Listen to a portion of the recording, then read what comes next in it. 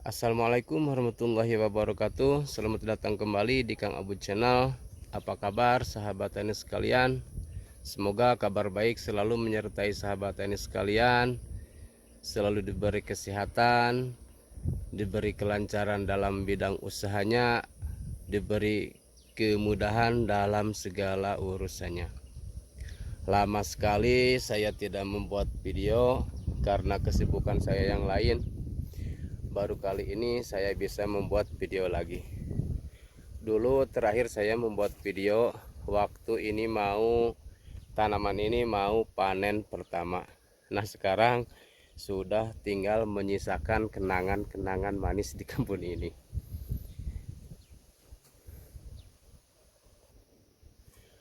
Pada panen yang kemarin, alhamdulillah saya sudah cicipi hasilnya. Walaupun tidak 100%, namun masih saya bisa mencicipi hasilnya. Karena yang kemarin di penghujung ketika mau awal panen ada serangan ulat buah yang cukup dahsyat. Namun alhamdulillah masih dapat saya panen. Untuk rencana ke depan, kebun ini akan saya tanami tanaman yang sama, yaitu tanaman cabai lagi. Karena saya tidak punya lagi kebun saya hanya segini, jadi saya tidak akan mengganti varietas, tetap akan saya tanami tanaman cabai yang sama.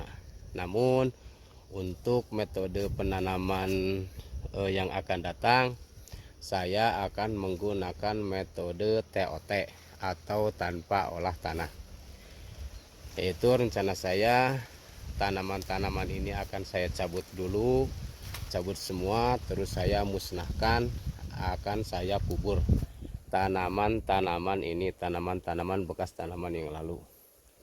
Setelah saya cabut, terus akan saya sirami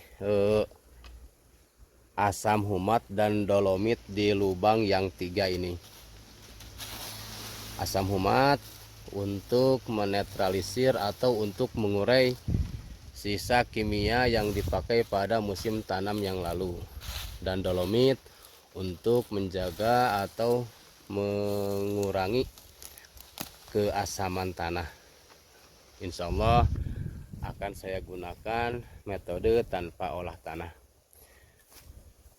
karena saya akan sedikit menghemat biaya produksi. Sayang, ini mulsa masih dapat dipergunakan, terus ini ajir masih utuh, masih bisa dipakai 2 atau 3 kali musim tanam. Dan setelah saya kasih asam humat dan dolomit, seminggu menjelang penanaman akan saya kasih pupuk dasar. Pupuk dasar yang akan saya kasih yaitu pupuk yang sudah saya kompos selama 1 bulan, namun tempat ngomposnya jauh dari kebun ini. Saya akan kasih pupuk kurang lebih 250 gram per lubang nanti seminggu sebelum penanaman. Itulah sahabat tani sekalian. Untuk proses pemberian pupuk susulan, pemberian dolomit, dan juga pemberian asam humat, insya Allah akan kita bahas pada video yang akan datang. Sahabat tani sekalian, untuk memiliki tanaman yang baik, tanaman yang subur, tanaman yang berkualitas tinggi, yuk kita kembalikan lagi kepada alam. Karena Allah telah menciptakan semua yang dibutuhkan oleh tanaman di dalam tanah. Kita tinggal menjaga dan merawatnya, bakteri-bakteri yang menguntungkan yang ada di dalam tanah. Dengan cara yang pertama, kita membersihkan tanah-tanah kita dari plastik. Yang kedua, dari logam, karena plastik dan logam itu partikel yang tidak bisa diurai oleh bakteri yang ada di dalam tanah. Dan yang ketiga, kimia. Kimia adalah salah satu yang tidak bisa diurai oleh bakteri yang ada di dalam tanah. Maka dari itu, yuk kita bijak dalam penggunaan kimia. Bukan berarti tidak boleh menggunakan kimia, tapi kita mempergunakan kimia dengan batas-batas kewajaran. Tidak terlalu berlebih untuk menggunakan kimia. Karena kimia adalah salah satunya yang tidak bisa diurai oleh bakteri yang ada di dalam tanah. Kalau bakteri yang ada di dalam tanah sudah tidak bisa mengurai, berarti bakteri dalam tanah itu mati. Kalau bakteri di dalam tanah sudah mati, maka otomatis tanah kita akan kritis. Kalau tanah kita sudah kritis, sebagaimanapun canggihnya teknologi pertanian yang kita gunakan, maka insya Allah tidak akan menghasilkan tanaman yang berkualitas dan tanaman yang baik.